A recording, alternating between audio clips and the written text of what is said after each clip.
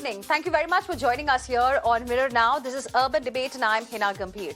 After inaction chorus in the Haridwar hate speech case, the top court of the country has set a deadline now for Uttarakhand government to reply over the Haridwar hate speech case. The Supreme Court today issued notices to Uttarakhand and Delhi police seeking a response in 10 days on the petition. Kapil Sibal, senior Congress leader who represented the petitioner, sought a stay on another event of Dharam Sansad that is scheduled for 23rd of January in Aligarh. Former High Court judge and journalist in the petition, in fact, have also slammed the police inaction and called for an independent and impartial probe. Remember, it's been more than 26 days since the open clarion call for genocide of members of a minority community were made by several religious leaders at a conclave in Haridwar. But no arrests so far have been made in this case by Uttarakhand police. And that's exactly what the Supreme Court also asked today when it heard this particular matter. It asked the Uttarakhand government to explain as to why the accused, the hate mongers, actually have not been arrested so far, why no action has been taken in this case. To talk to us about this particular issue and where things stand, I have with me Dushyant Dave, who is the senior advocate of the Supreme Court. Mr. Dushyant Dave, thank you very much for joining us here on Urban Debate on Mirror Now. You're someone who would not mince words in calling a spade. So I want to begin by asking you, after Supreme Court's intervention, after the hearing today, are you hopeful that some action will be taken against the hate mongers? Well, that's $1 million question because ultimately, Supreme Court can only go thus far and no further. The Supreme Court has set the ball rolling. It's for the authorities to show their sincerity by acting, and they must take the cue from the fact that Supreme Court has indeed issued notice on this petition. The fact that for almost now 4 weeks, no action has been taken by Uttarakhand government, which is a BJP government, and these are all supporters of the BJP who made this, extremely, dangerous hate speeches. I have very serious reservation whether any action will be taken. And if any action is taken at all, it will be a very cosmetic action. Mr. Dave, what really explains this inaction by the executive and eventually we all coming to this particular condition, that situation that the judiciary had to intervene? Well, it's very simple. The executive inaction is very clear because and this has been consistently happening. If you will see the history of elections during, during Mr. Modi's tenure since 2001, as Chief Minister of Gujarat and later as Prime Minister, he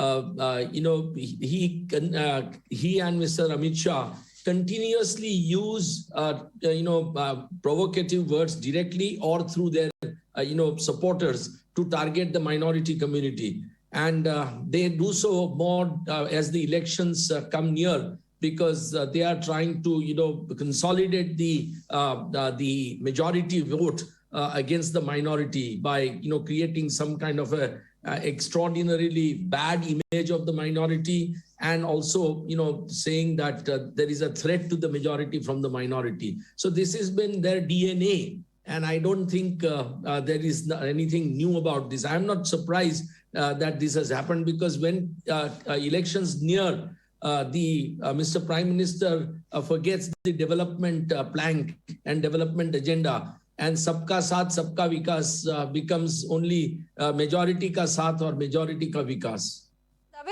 We have not seen enough outrage from political parties in the opposition as well. Do you think electoral consideration seems to be stopping them? Shouldn't they be questioned too?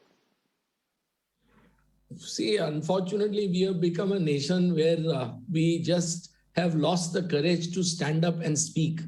And it's why only politicians? Why not the religious leaders, these 5-star religious leaders who come on television all the time and, talk about Hindu philosophy and Hinduism and spirituality and all. And many of them are close to Prime Minister, Mr. Modi. In fact, Mr. Modi goes to their ashrams and does all kinds of big pujas. Why don't they stand up and speak against this nonsense? See, we must understand for 5,000 years, this nation is a nation of absolute tolerance. This religion, our Hinduism, it's a proud religion. It's a fantastic religion. It has allowed so many religions to be born in India. Buddhism, Jainism, Sikhism, they are all born in India. We welcome Zoroastrianism also from Iran. And Islam and Christianity have stayed here for almost 1,500 years. This is a religion which really is very beautifully tolerant. It's only, I'm really surprised why nobody is willing to speak. Civil society does not speak. Have you heard Mr. Amitabh Bachchan, who otherwise claims to be an icon of this country and who, every day gives on a bhashan on everything to us? Does he ever speak up for people? No. So it's why I blame politicians. I think the civic sense of people, the yearn for helping others is dead publicly. We privately we may be saying anything, but nobody is willing to publicly stand. I mean, if people like them were to speak up, then it will create an immense impact, and this nonsense will stop in the bud.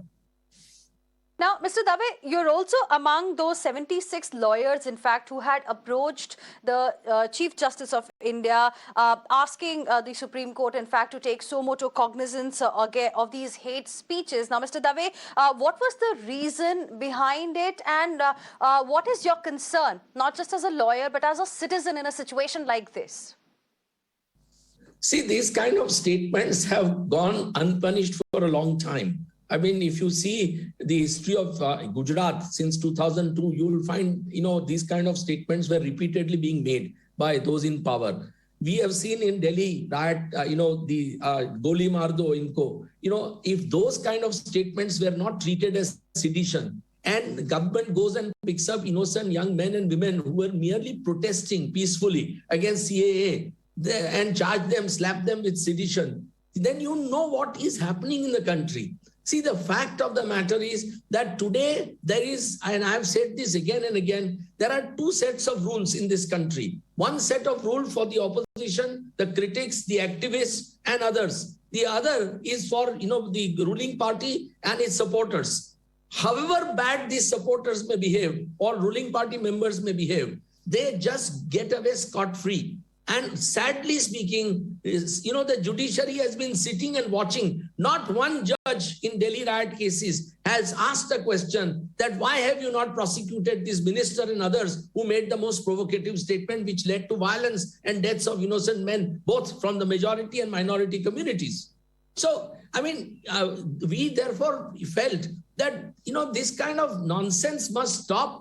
And we have no faith. I mean, I personally feel that rule of law is seriously impaired in this country. It has virtually become, extinct so far as these powerful people is concerned. And, the people who are helpless are being targeted. So that's the reason why we felt that the only way out was to perhaps, call upon the Honorable Chief Justice to intervene. I must say with deep sense of sadness that the Honorable Chief Justice didn't intervene, on our petition, on our representation, suo motu, and he had to be moved.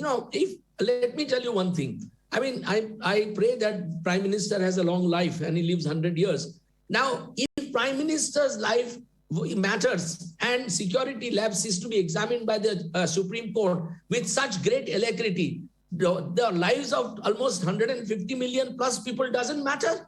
They were openly threatened. Prime Minister was not openly threatened. There is a perceived threat here. But this, 150 million people were openly threatened with extinction by encouraging police and army to slaughter them. Now, if this does not move the Honorable Supreme Court with alacrity, even now, the Honorable Supreme Court has given a timeline of 10 days or something. I mean, it should call upon the government within 24 hours and say that, what is this nonsense happening? Why aren't you acting? Arrest them. So I do feel that we really need to introspect. I mean, this, I remember, greatest of our religious leaders, I mean, Ramakrishna Paramhans or Vivekanand or even Shankaracharya would never have permitted this kind of nonsense. These are the people who really, have, encouraged us to introspect spirituality about religion, our religion. So, I mean, today, nobody wants to speak. And that silence is killing. That silence is more deafening than anything else. Mr. Dave, after the lawyers had written to the Chief Justice of India, we saw another letter signed by about 183 odd students and faculty members of IIMs in the country, to prominent IIMs in the country, urging the Prime Minister to break his silence. How do you see that? Do you think Prime Minister Modi should also break his silence on this particular issue? That's the need of the hour?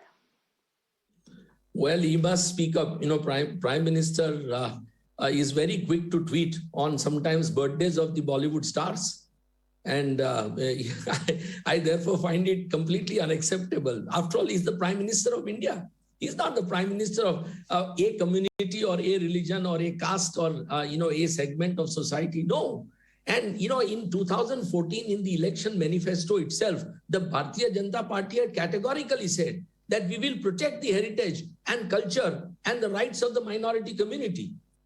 And I must say, I have said it again and again, that their greatest icon today, Sardar Vallabhbhai Patel, for whom you make a statue of 3,500 crores of rupees, he in fact said that, to protect the lives of the minority, responsibility rests on the shoulder of the majority community. Now, you are, you go and do all kinds of bhashans on Sardar Patel's birthday, but you don't say a word, or follow what he had said. So Prime Minister must speak. Prime Minister, ultimately, there is no doubt about the fact that Prime Minister today is the most popular political leader. I may or may not agree with him, his policies, but that doesn't mean that he's not my Prime Minister or that I cannot respect him as my Prime Minister. I do, as he holds a great office, but I do feel very, very deeply sad and hurt that my Prime Minister is not willing to speak up to defend defenseless people. That's really shocking. It's unacceptable. Mr. Dave, now here on Mirror Now, we've of course been talking about this issue for a very, very long time, ever since it started. The argument we've got from the other side is that, when similar noises are made from the other side towards the majority community, towards the majority in the country, and then there is no such outrage that we are seeing right now. How do you see this kind of an argument? Let me tell you, I have never heard any kind of calls which are as bad as there have been कि गोली मार दो या तो इनको extinct, इनको मार दो पूरा community को. I have never heard those calls from people from the minority community. But I condemn any statement that may be made by the members of the minority community with equal force. I do not approve of what is his name, this Hyderabad political leader of the minority community. I don't agree with many a times his irresponsible statements, and they deserve to be condemned. No doubt about it. But as I said, both Ambedkar and Sardar Patel during Constituent Assembly debate said that responsibility lies on the majority to make minority feel safe. And Sardar went to the extent of saying, please, members of majority, understand how you would feel if you were to be in shoes of the minority community about the way you treat them. He went to this extent.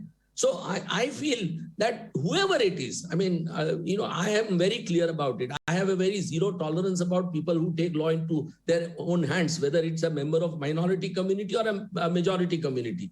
Law is law. We are a nation governed by rule of law, and it must apply with equal force on all, irrespective of his status, irrespective of his religion, irrespective of his class, irrespective of his creed, irrespective of his gender.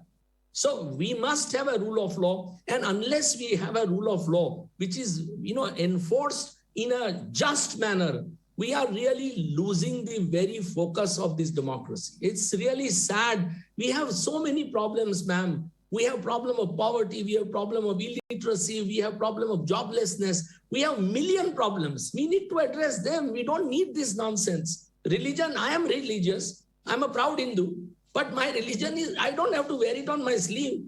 I do everyday prayers for 5 minutes, but that does not give me a right to question somebody else's religion or religious practices or condemn them. That's not what Hinduism is. It's never done it for 5,000 years. So I do feel that, no, I think really embarking on an extraordinarily dangerous path. And if, God forbid, I pray it doesn't happen, if sectarian violence is let loose in this country, we will have very serious issues. Believe you me, take for example, this country needs foreign investment and foreign technology to make real development. If we want to really come up, because we have the strength of people, if we have the youngest generation, nobody will invest in this country for long-term investments in technology if this country is going to be divided. It's only when country is united that everybody will be attracted to India. It's the second largest market in the world. So there are many issues which really are connected to this kind of problem. See, you may not see it, but I know of many foreigners. I have been a member of the many international lawyers associations for the last 20 years. And I can tell you that many a times people have asked me embarrassing questions about India's treatment of the minority community. I defend India there, but I feel in my heart quite ashamed of how we treat people. I mean, it's not just minority. It's, Dalits, it's women. We are still a feudal society. We don't need to be. We have to be a modern thinking liberal society. Now, last question, Mr. Dave, I'm going to ask you, going by what was said in the Supreme Court today on this particular matter, what kind of action are you expecting? What should really be done so that, this doesn't happen again? No, I don't think Supreme Court has fixed any deadline. It has given a notice returnable after 10 days. So, I mean, it all depends what the government... I don't think this government has, so much cares about the judiciary. This government has time and again taken judiciary, for granted. And I won't be surprised if they take them for granted even now. I mean, with today's order, they should have within hours arrested the culprits. But this government, I don't know. I mean, they can't afford to do it because this is all done at their instance. See, because the active members of the Bharatiya Janata Party cannot speak, this kind of language. So they allow these, outfits to really get together and make these speeches. I have no doubt that they are doing it at the instance of, party in power. I have no doubt about it. And that's a very sad commentary. It's a very sad commentary because if they didn't, then they would have been arrested long back. They would have been stopped forthwith.